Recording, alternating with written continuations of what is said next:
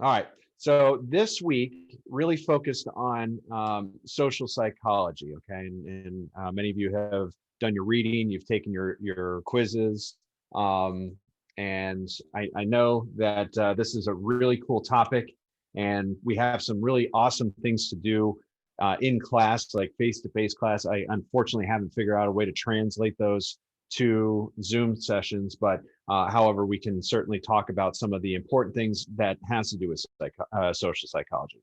Now, the one cool thing I like about social psychology is, in general, we know we've been studying individuals and minds and thoughts and emotions and even how we learn up until this point, right? And for the most part, people are generally predictable. All right, if we reward somebody for doing something, they're going to do that again, most likely, right? We can predict those kind of things. However, when we put somebody in a group of people, all gloves are off. Everything is completely topsy-turvy and upside down because we can't predict how an individual will act in a group setting. Okay. For the most part, I mean, we're getting a little bit better with it, but it could be completely different than how they would be if they were on their own. For example, we learned about Kohlberg's theory of moral development and how a person develops the sense of right and wrong. That sometimes gets changed based on a person just being in a group. So gets pretty interesting. All right. So my question that I toss out to you is, why do people do horrible things? Right. We know people can be good. We know that they generally are good for the most part, but sometimes they just do bad things. Right. And for example, slave owners, Nazis, and perpetrators of history's most really biggest atrocities. How do they successfully dehumanize other people for so long? At a smaller scale, how do bullies in a lunchroom manage to treat other kids with cruelty and then go home and pet their dog and hug their parents and or their grandparents and say I love you, right? So how do people do that? Most of what we've been studying so far, like I said, has been focused on the individual. We've covered subfields of psychology like cognitive, personality, and clinical psychology, which we'll get to here in a couple of weeks. And they tend to address the phenomena contained within a single person's mind. But there's also social psychology, which focuses on the power of the situation, which I'll talk about here in just a minute. It examines how we think about other people, the influence and relate to one another in certain conditions. And social psychology is better equipped to answer these questions about people doing horrible things, okay, especially in um, larger context. So I'm going to share my screen with you just so I can kind of keep notes along the way. Um,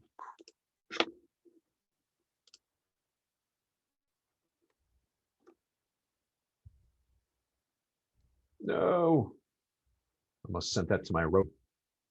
You don't want to see. I've been watching Veep and Schitt's Creek a lot lately, so don't want that coming up on here.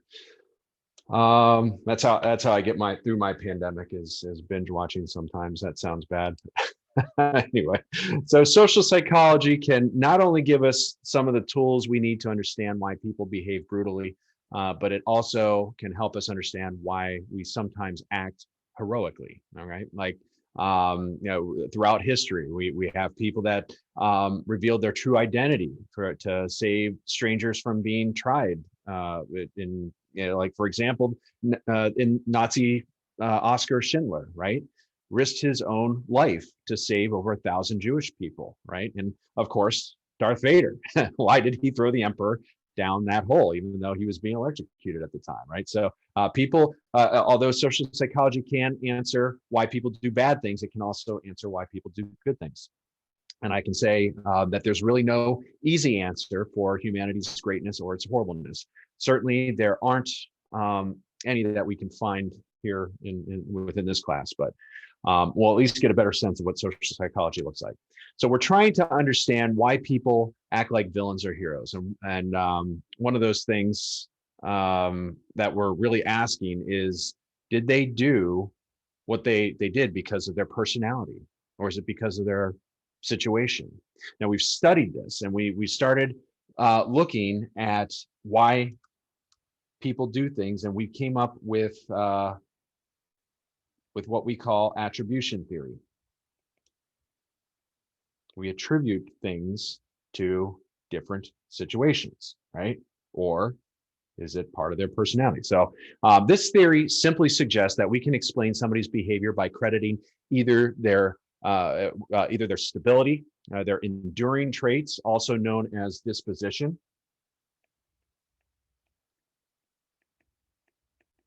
I'll just put personal traits, okay?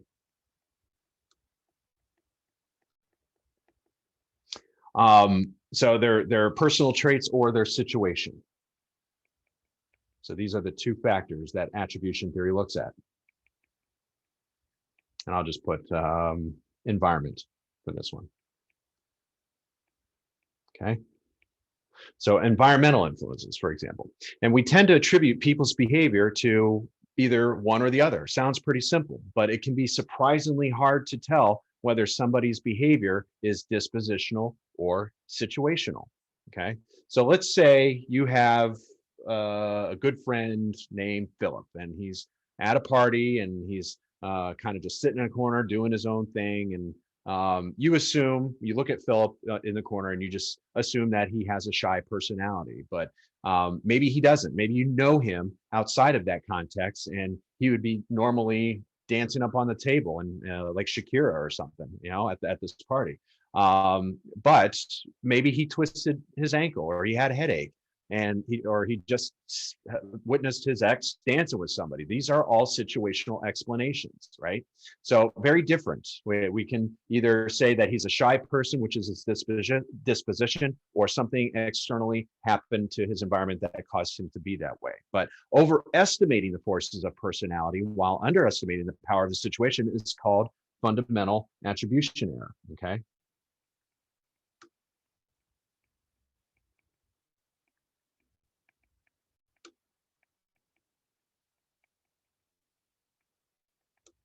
And a fundamental attribution error, as you can imagine, making some kind of error that can really end up warping your opinion of the other person. And this might not be such a big deal, but if you think about your personal situations, and I think I've used this as an example before. How many of you drove somewhere today? Maybe not, but maybe you drove somewhere this week and somebody cut you off, or sped by you, or crossed you on a double yellow line or something. What are some of the things that you do when people drive aggressively and you're around them? How do you feel about them? And does anybody care to share?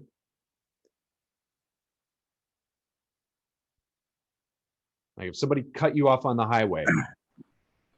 I'm sorry, I didn't mean to cut you off there. Were you going to say? Oh, no, go ahead. Go ahead, Jake. This morning, I took my dad's car to the mechanic with my mom. She took my car. I took his, dropped it off. And then I drove my car back. On the way back, there was a guy, and he was sitting at a four-way, and I was, speed limit was 45, so I was going 50, and he was just stopping. The road was wide open. Like there was because this was like early in the morning, like 6 a.m. And he was just sitting there. So I let off the gas and went back down to 45. And I was just cruising, waiting for him to go because there was nobody coming in either direction besides me. And he didn't decide to go till like last minute. So I had to slam on my brakes. I put my arm over the car to my mom. Everything was cool. Like we didn't crash or get off the road or anything like that. Good. Kind of drying out. It wasn't perfectly dry. It was still a bit wet, but I wasn't a big fan of that. Just because I didn't car, but yeah. How did you feel about the other driver? What was your opinion of that other driver? When I'm driving, I try to assume the best and give them benefit of the doubt when possible. So maybe what I assumed the best case scenario in my head was they were using a GPS to get somewhere, or it was really early in the morning and they didn't know where they were, and then they were on their phone, and then like last minute they decided to just kind of go without really looking. But there's times when it ticks me off quite a bit, depending on what the Yeah. situation is, because it's a very serious thing to mess with, and you should not mess with it. But Right. So what in those periods, in those times, what is your opinion of that other driver? I, a lot of the time, I just think to myself, I'd like them to. Sometimes I think that I'd like for them to pass a driver's test again. Okay. All Driver's. right. So Jake, I think you're probably a little bit softer than most people in this Zoom room, because I think the automatic thought, and somebody correct me if I'm wrong here, is that person's a jerk. That person's an idiot. He's got it out for me. He's an a-hole. Fill in the blank. Okay, but it's usually a negative connotation that we assign to that other driver, right? We are making a disposition. We are coming up with an idea for a disposition. We may not be absorbing what might be happening in that situation, and they just might be a little clueless to that situation. I'm part of that. I've had people that have tried to cross over while I'm in their blind spot or something, and I've done that. I'm almost sideswipe people, and it's caused me to look a little extra carefully. But nonetheless, it doesn't help from people to think, go into that dispositional, make that fundamental attribution error, right? So that's what that is. Let me ask you another question, and think about this. I know you want to give me the right answer, but how many of you see a homeless person on the street and actually give them money, right? Why are they homeless? Because that could have something to do with that. We choose to explain other people's behavior every day, and we can choose to believe, how we choose to believe can have huge consequences.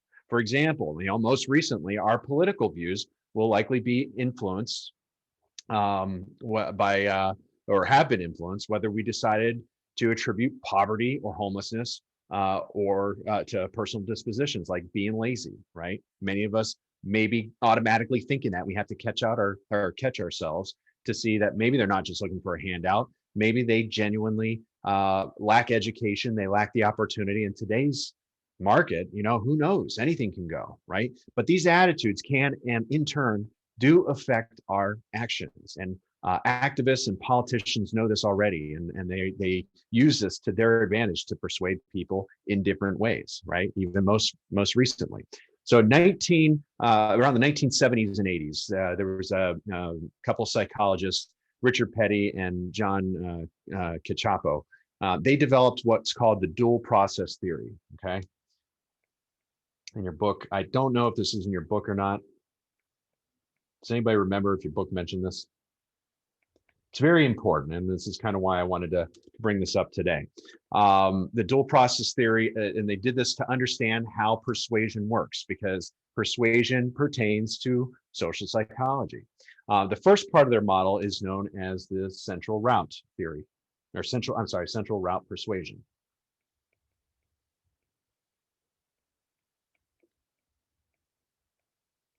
Your writing isn't showing up on our board again. Oh, bummer. Okay, thank you. So how do I resume share? There we go. So how does that, it looks just like I'm just standing here doing nothing then, right? Okay. So the central route persuasion involves calling on basic thinking and reasoning to convince people.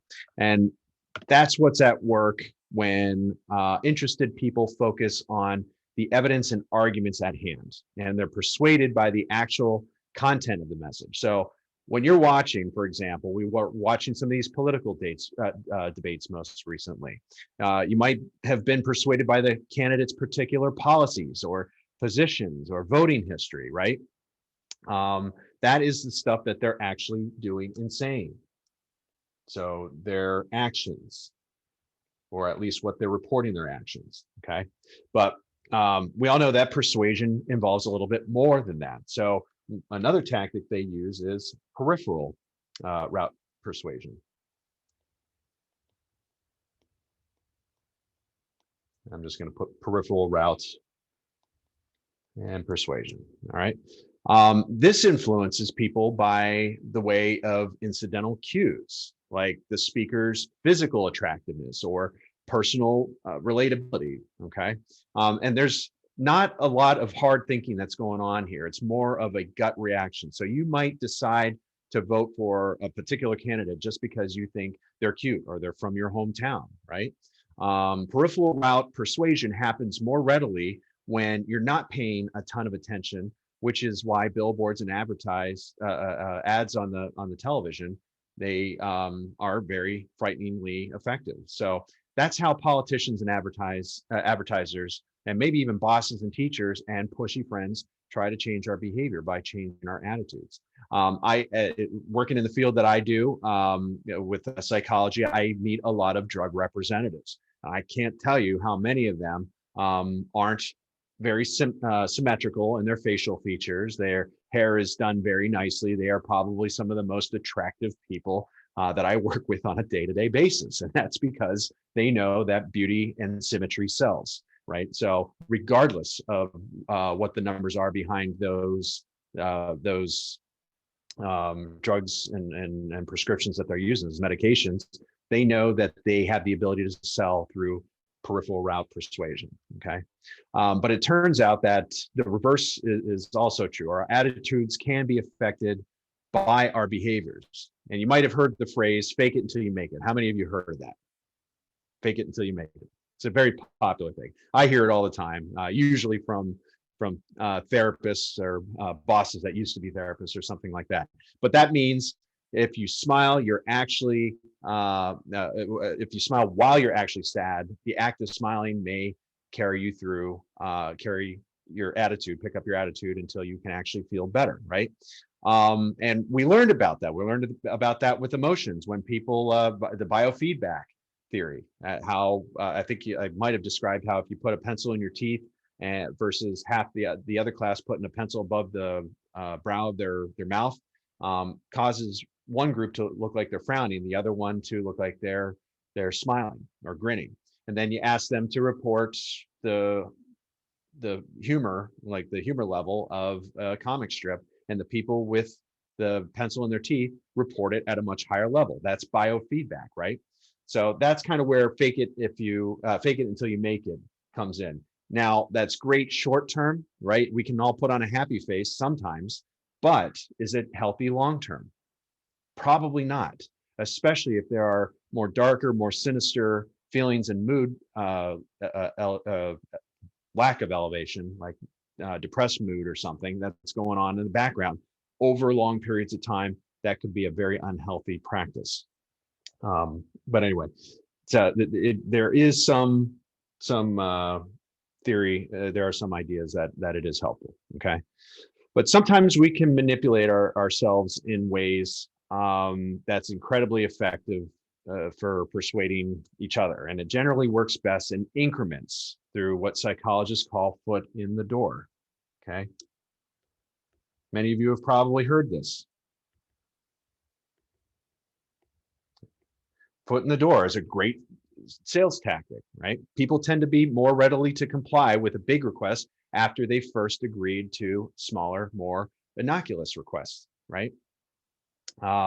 For example, Darth Vader, back to our Star Wars theory. Darth Vader didn't just go from Anakin, cute little Anakin who's ready to save the world, to a Dark Lord Sith overnight. He was slowly enticed to the dark side, and by the end of the series, he had escalated his attitude to really start killing little kids at the end, right? And then eventually to blowing up an entire planet. So his actions went from very small, from what was his name, Senator Palpatine, right? The Emperor, enticed him slowly until he got to the dark side. He exploited his fears and did that. And we can see that a lot.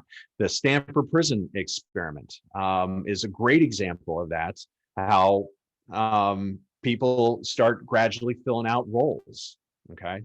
So what happened in the Stanford prison experience? I actually had a video to show you, but I don't think we have enough time. It's about 13 minutes and that would take us up to the end. I want to get to some more information. But what happened during the Stanford prison experiment is back in the 1970s, a professor called Philip Zimbardo put a team together and wanted to solicit about 70 applicants to either play the role of a prison guard or a prisoner, and paid them about $15 a day which wasn't a whole lot, even by today's standards, and they had to live in work in this prison.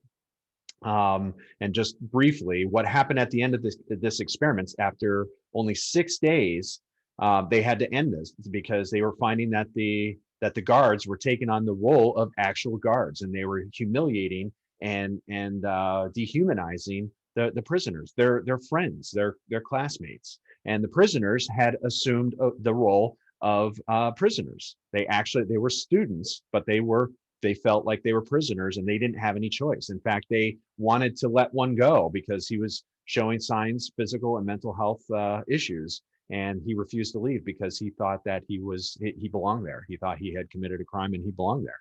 So some really weird stuff that had happened there, but it really exemplifies how, if we're given a role, we tend to fill out that role regardless of what our values are, right? So what are some examples of bad social influences, right? I think we've talked about quite a few of them. People differ. Many people succumb to become compliant in terrible situations, but not everybody does. What's the difference? How do some people comply and some people don't? Lots of people risk their lives to hide Jewish people in World War II, help runaway slaves along the Underground Railroad, and keep refugees during the Rwanda genocide, or generally refuse to comply to participate in actions they didn't believe in. Some people can, and they do resist turning to these evil temptations, all right? Even when it seems like everyone around them is doing that. So one of the ways that we rationalize a negative action or attitude, and sometimes it's even hard to muster the positive ones. I mean, we're all probably guilty of this. Leon Festinger, another psychologist, developed the cognitive dissonance theory.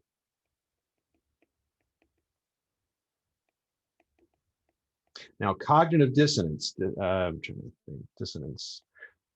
basically states, and it's probably one of the most important concepts in psychology and social psychology. It begins with the notion that we experience discomfort, okay? Or dissonance when our beliefs, our behaviors are inconsistent with each other. So we have our values or beliefs on one side,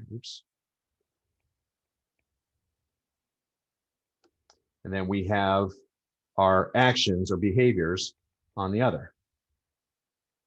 Okay, so within this continuum here is cognitive dissonance. Now, you may have been asked to do things that you didn't want to do, right? Maybe you've been, let's say you said you would never work in a fast food chain, ever, right? Let's use that as an example. I know I hear that a lot. People want jobs, they just don't want to work in fast food. So no fast food. But all of a sudden, you have bills piling up. You're in an area that no place is hiring except fast food joints, right? So now you have to work in McDonald's. I pick on Mickey D's because I worked many years there, believe it or not. All right. So depending on how strong our values are and how far these actions are, we call this cognitive dissonance. Sometimes they're not very far off, but how we resolve this cognitive dissonance is by explaining these feelings away. We say, well, I wouldn't normally work here. However, I need the money. I don't want my family to eat, or I'm tired of eating ramen, or I need to pay my bills so I can continue going to school. You justify that through cognitive dissonance to match your values with your actions. So that way you don't feel uncomfortable with what you're doing. All right. So for example, let's say our buddy Philip, who is at the party, is generally considered a peaceful person, but finds himself suddenly, pommeling and punching his friend over a spilled beer on him or something. He's likely experiencing some level of cognitive dissonance. So according by Festinger's thinking, Philip might relieve his tension by actually modifying his beliefs in order to match the actions he's already committed, like telling himself, turns out I'm not such a nice guy after all. Maybe I'm actually a bully.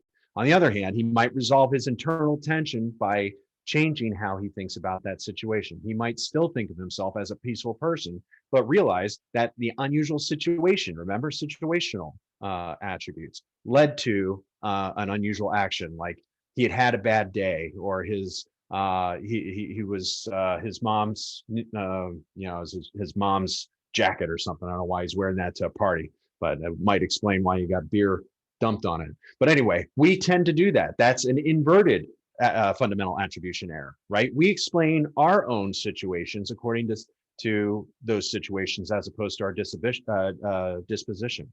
We're not a jerk. We're not mean. We just had a bad day, or we had something close that was ruined for us, right? So let me write that up here. Inverted.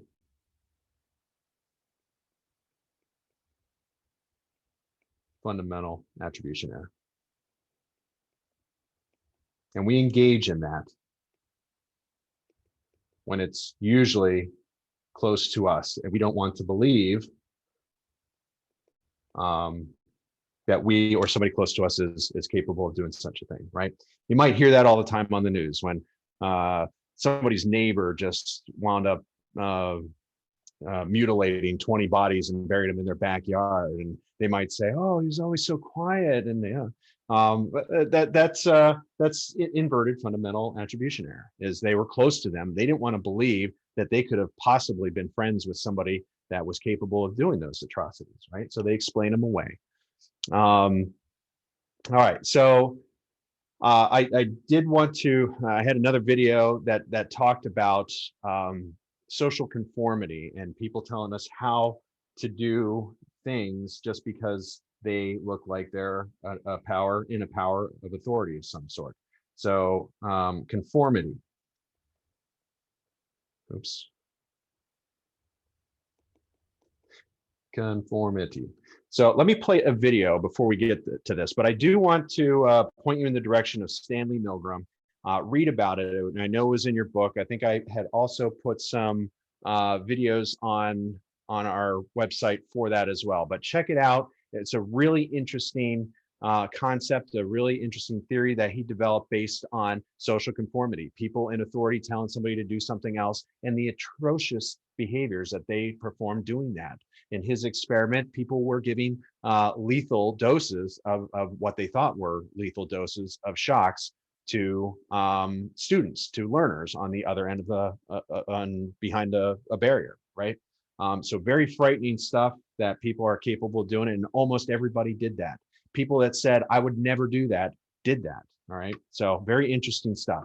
So I do want to play this video here before, just to kind of, oops, share my other screen with you.